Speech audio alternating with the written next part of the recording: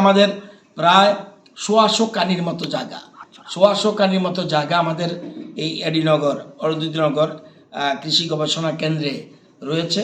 কিছু কিছু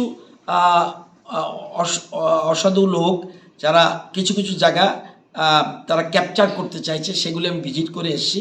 immediate DM এবং এসডিএমকে আমরা চিঠি দিয়েছি যাতে আমাদের জায়গাটা আইডেন্টিফাই করে দিয়ে দেয়, এবং আমরা পুরো জায়গাটা আমরা বাউন্ডারি ওয়াল দিয়ে করবো। আমরা শুধু এটা নয়, আমাদের যতগুলি অর্চার্ড আছে সেগুলিকে আমরা সরকারের সম্পত্তি, এটা জনগণের সম্পত্তি, সুতরাং এই সম্পত্তি কারো ব্যক্তির নয়, সুতরাং জনগণের সম্পত্তি রক্ষা করার দায়িত্ব আমাদের রয়েছে।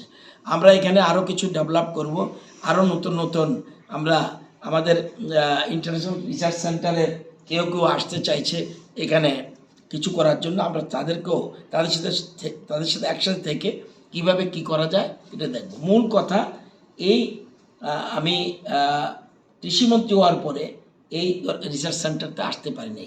নাগিচড়া 2-3বার গিয়েছি, আসতে পারিনি, এবং এখানে আবার মাসখানেকের মধ্যে আবার আসব, এবং একটা সাইড দেখতে পেরেছি, বাকিটা দেখতে পারিনি।